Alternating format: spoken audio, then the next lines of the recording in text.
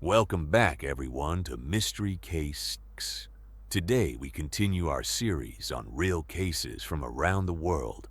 And this time, we are going back to Hong Kong in 1974, where a case unfolded that shook the entire city to its core. If you have ever seen the film Body in the Cardboard Box, released on January 1st, 1989, starring Simon Yam in the lead role, or if you have read the beloved novel Danger Encounter by author Yung Ching Ching, both of them were based on the real events of this very case.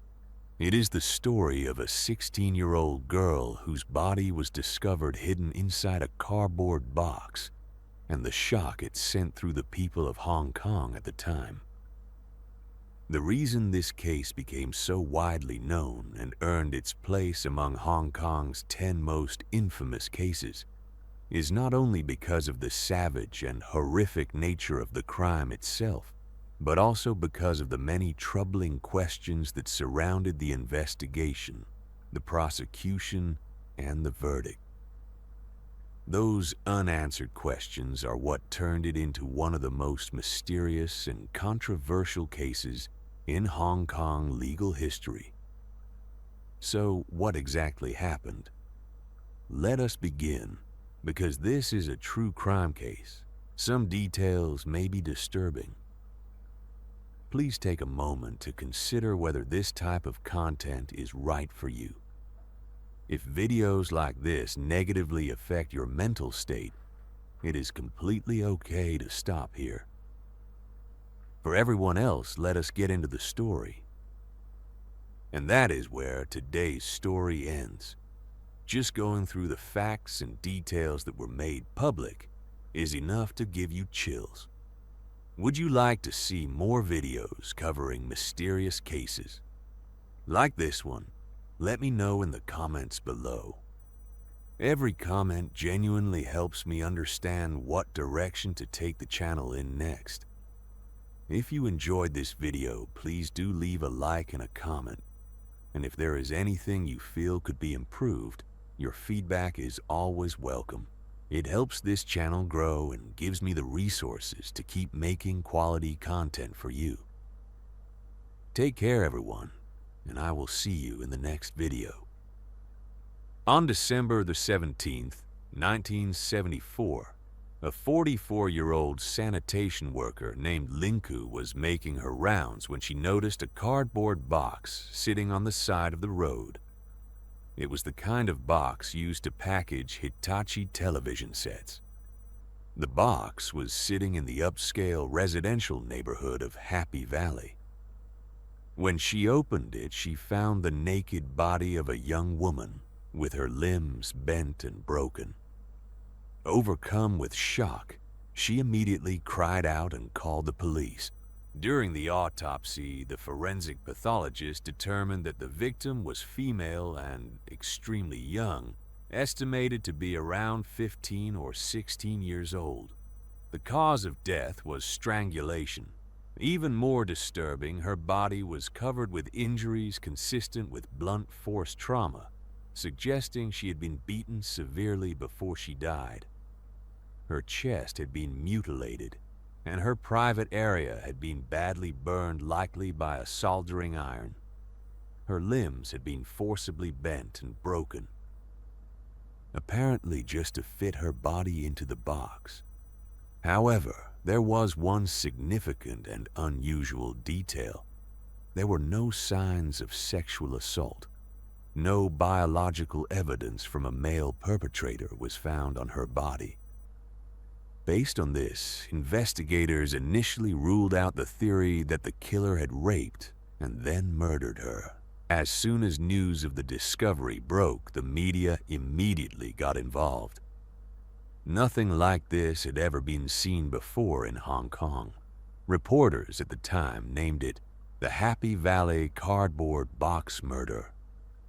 Early investigative leads allowed police to identify the victim as a 16-year-old girl named Pin Yuk Ying, originally from Guangzhou, who was enrolled in an evening supplementary school near where her body was found.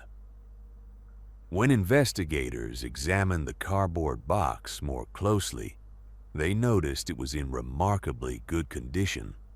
There were no drag marks on the bottom, no scraping or tearing that would suggest it had been pulled along the ground, and there was no blood found at the scene around the box. This led investigators to conclude that the murder likely took place very close to where the body was dumped. Think of it this way: if the crime scene was point A and the dumping site was point B, and the distance between them was significant, the killer would have needed a vehicle. It would be nearly impossible to carry a cardboard box containing the body of a teenage girl on foot over any real distance.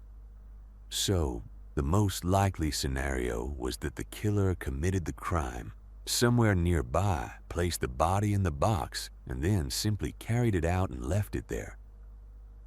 To investigate further, police took statements from approximately 800 people, but nothing substantial came out of it.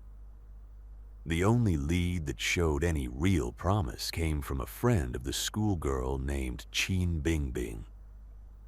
He told police that he had made plans to meet her on December 16th, the day before her body was found. They were supposed to meet at 5 hours 30 minutes in the afternoon, near the area where she was later discovered. But when 6 o'clock came, and she still had not shown up, he gave up waiting and went home. And just like that, the trail seemed to go cold.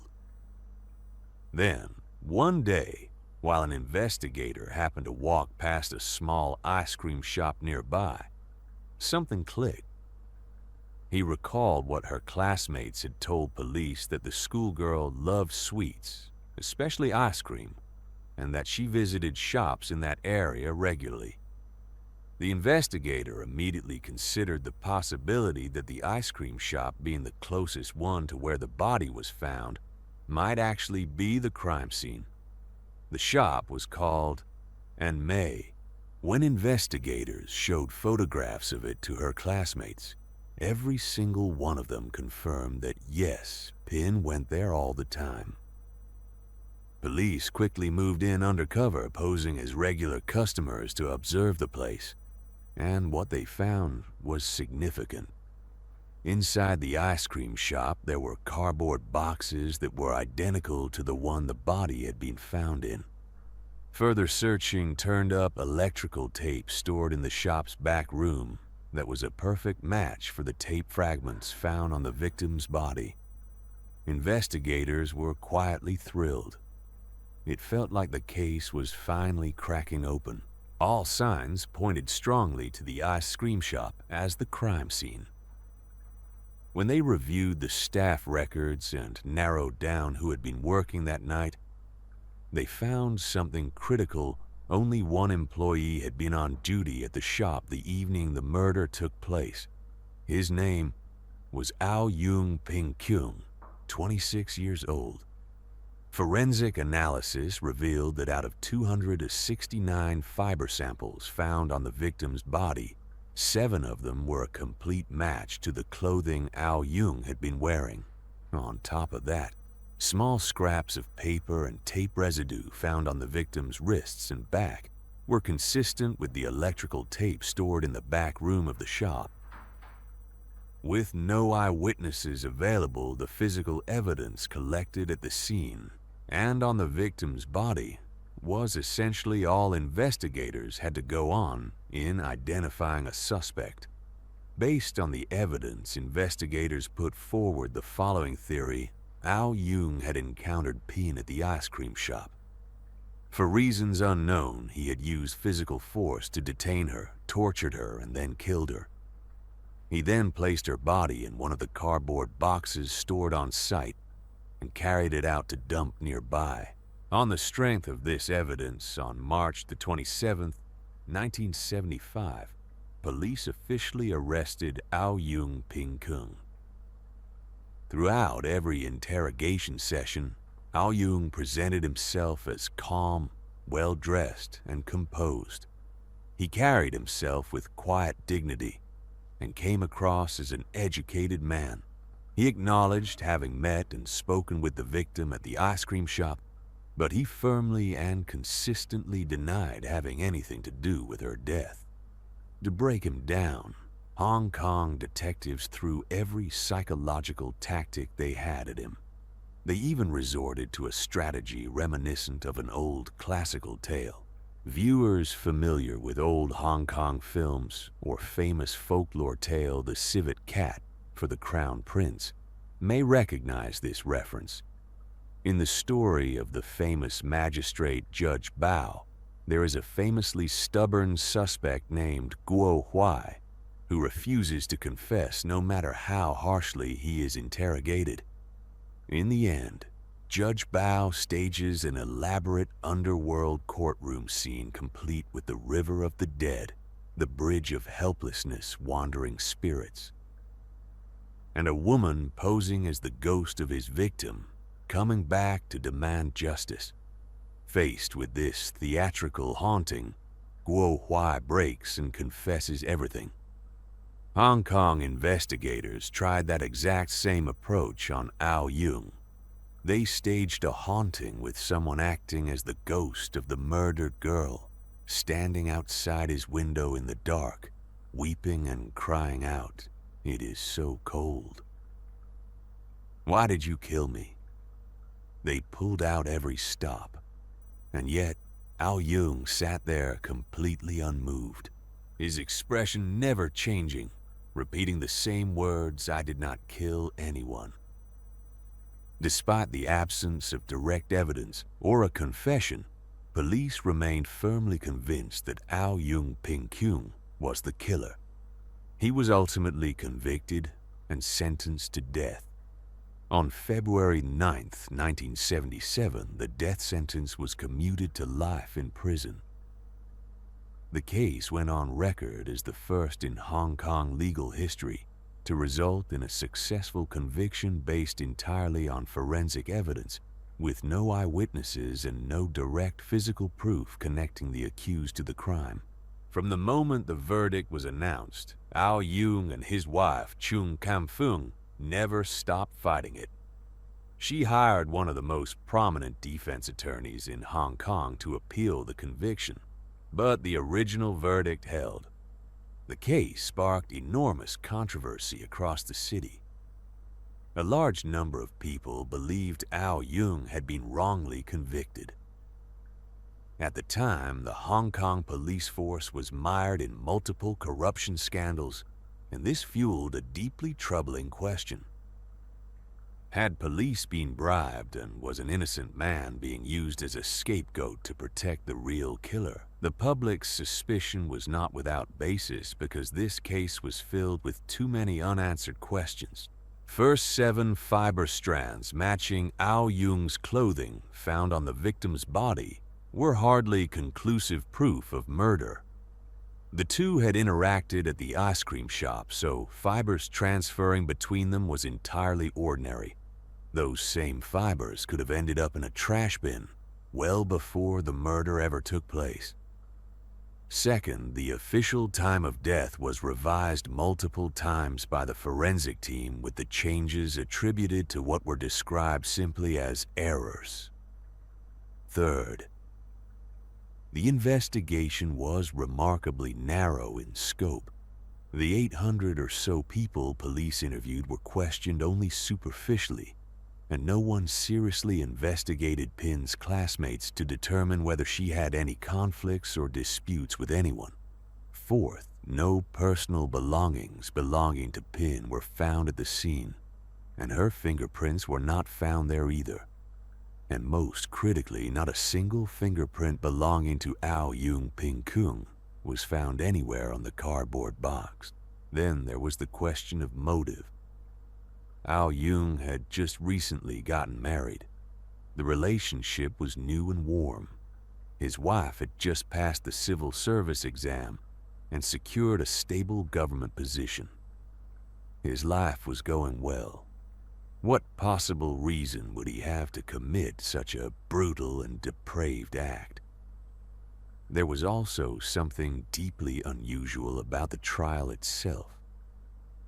The prosecutor and the jury reached a unanimous verdict with every single member in agreement. In a typical jury of 7, it is common for opinions to vary widely, but in this case there was not a single dissenting voice among the prosecution and jury. At the time, the anti-corruption unit within the police force had only recently been established and was still small and understaffed, while pressure to close the case was immense. It is possible that investigators, feeling desperate and rushed, simply latched onto the nearest available suspect to bring the case to a close. These were the doubts that haunted the people of Hong Kong throughout that period. Flyers calling for justice on Ao Yung's behalf were posted all over the streets of the city. But despite every effort from the public, from his wife, and from his legal team, nothing changed. His renowned attorney Wu Hung Lit once advised him directly, "If you admit to manslaughter right now, you are probably looking at 2 years. But if you are convicted of murder, you are facing life. Your life as you know it will be over." Even after hearing that Ao Yung held firm, "I did not kill anyone," he chose to accept a life sentence rather than plead guilty to something he insisted he did not do. That response convinced Attorney Wu that Ao Yung was genuinely innocent. And yet, there is one strange twist in all of this. When the formal statement was placed in front of him just before sentencing, Ao Yung read it from beginning to end and then signed it. His mouth said, "I did not kill anyone," but his hand signed the confession. That is a genuinely strange contradiction. And it is one that has never been fully explained. After being convicted and serving his sentence, Ao Yung Ping Kung was a model prisoner throughout his years behind bars. He threw himself into work and study, and even earned multiple academic qualifications from inside the prison walls. He was well regarded by both fellow inmates and correctional staff alike. Nearly everyone who observed him during that time came away with the same feeling this man had been wrongly convicted. And even with a life sentence, parole consideration eventually becomes possible. After 28 long years, he was finally granted clemency and released. However, his wife, worn down by years of exhausting legal battles, had reached her limit long before that day came. The two had divorced. In 1981, she had taken their daughter and moved on. When Ao Yung walked out of prison after 28 years, he walked out alone, stepping into a crowded world with no one by his side. When journalists gathered around to ask him about the case, he simply replied, "That case is over. I have no desire to talk about it anymore. The past cannot be changed. I only ask that society give me the chance to rebuild my life." He later remarried to a woman named Yung Ching Ching. His second wife took the story of her husband's conviction, combined it with other notable cases, and wove it all into the novel Danger Encounter, which was warmly received by readers. There is one final and deeply troubling detail. The Hong Kong government later issued a ruling that cases involving the police prior to January 1st, 1977 would not be reopened for reinvestigation. That single decision effectively sealed the file on this 1974 case permanently. No retrial, no review, no possibility of new findings. Whatever truth lies buried in this case appears destined to stay buried. Was Ao Yung Ping Kung truly the killer, or was it someone else entirely? Was he genuinely innocent? No one will ever know for certain. This case is filled with more unanswered questions than most, and those questions remain just as unanswerable today as they were back then. But beyond the doubts surrounding the investigation itself, what personally stands out is how strangely Ao Jung himself behaved throughout all of this. On one hand, he insisted with total conviction that he was innocent. On the other hand, he quietly signed a confession. And then, after 28 years in prison, when reporters came to him expecting the kind of outrage that any wrongly imprisoned person would rightfully feel, someone who would look the camera straight in the eye and say, "I am telling you I was wronged. I did not kill anyone." Instead, he simply said, "Let it go," and asked for a second chance. That level of quiet resignation is almost impossible to believe. Whether it reflects an exceptionally gentle nature, or whether something deeper was being carefully concealed, is a question that, like everything else about this case, may never be answered.